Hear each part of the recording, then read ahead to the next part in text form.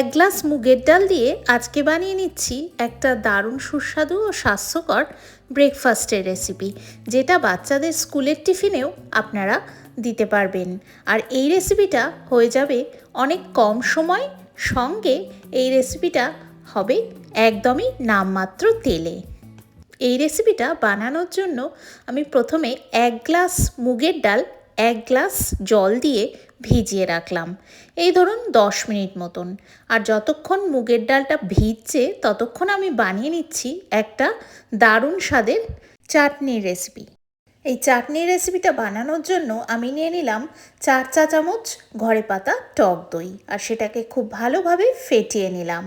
এরপরে একটা ফ্রাইং প্যানে আমি অ্যাড করে দিচ্ছি বেশ কিছুটা সাদা তেল, আর তার মধ্যে আমি দিয়ে দিচ্ছি সর্ষে ফোড়ন, আর তারপরে এর মধ্যে আমি দিয়ে দিচ্ছি বেশ কয়েকটা কারি পাতা আর একটা শুকনো লঙ্কা।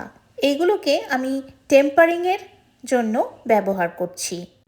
তারপরে আমি খুব সুন্দরভাবে এটা ফ্যাটানো দইয়ের ওপরে ঢেলে টেম্পারিংটা করে নেব।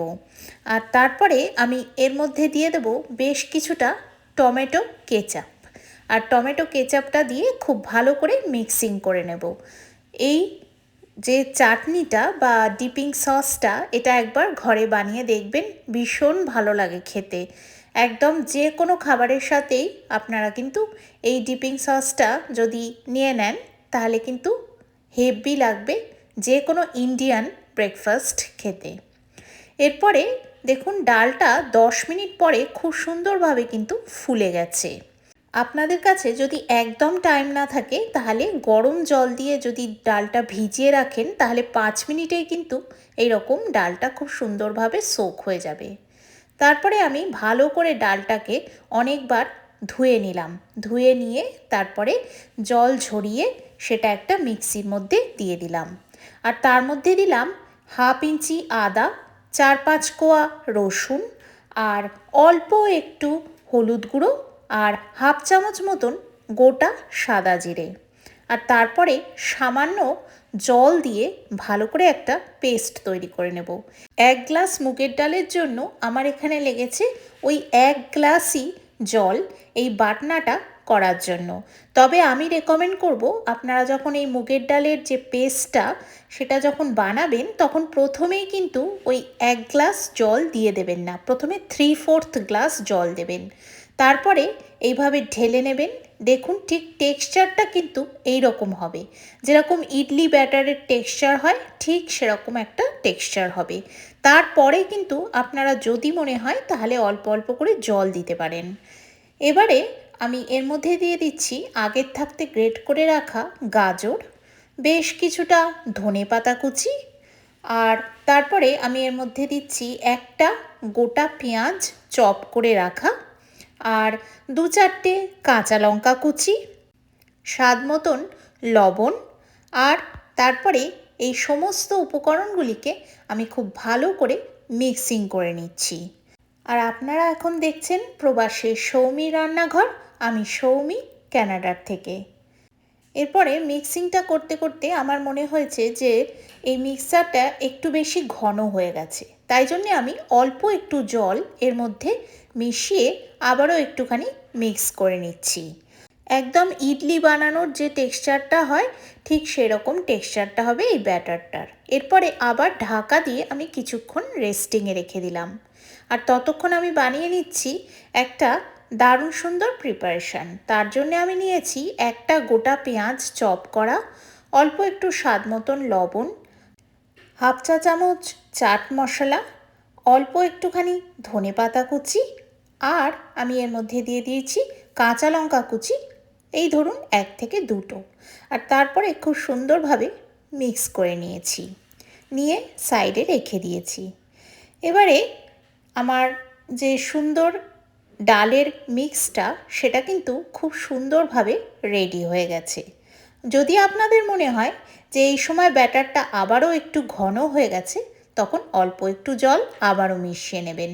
আমিও ঠিক তাই করলাম, করে মিশ্রণটাকে একটা খুব সুন্দর ঘন অথচ ভীষণ বেশি টাইট নয় সেরকম অবস্থায় নিয়ে গেলাম।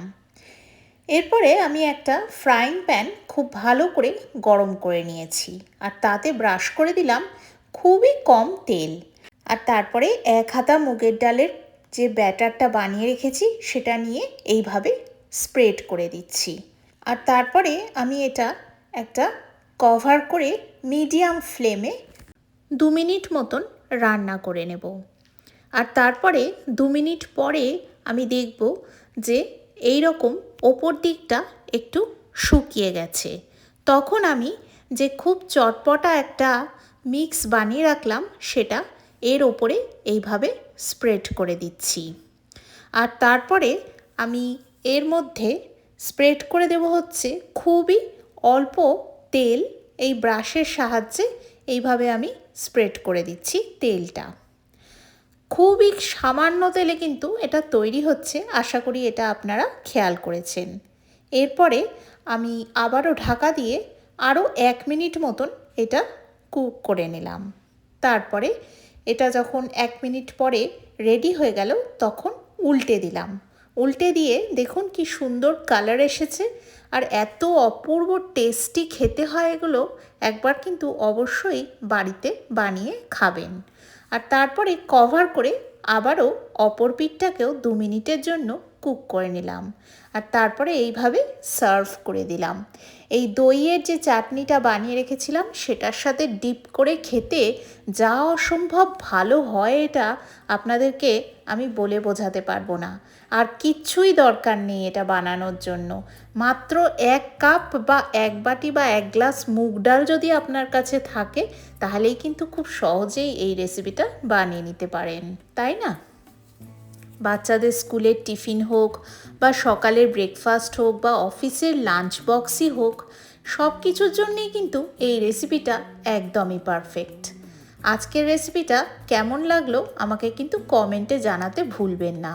আর দেখুন এইভাবে আমি ছিঁড়েও দেখাচ্ছি যে কতটা নরম আর কি সুন্দর টেক্সচার। এইভাবে ডিপ করে দইয়ের মধ্যে আর তারপরে যদি খান তাহলে একদম এই খাবারটার ফ্যান হয়ে যাবেন। তাহলে আর দেরি না করে অবশ্যই এই খাবারটা একবার বাড়িতে বানিয়ে ফেলুন।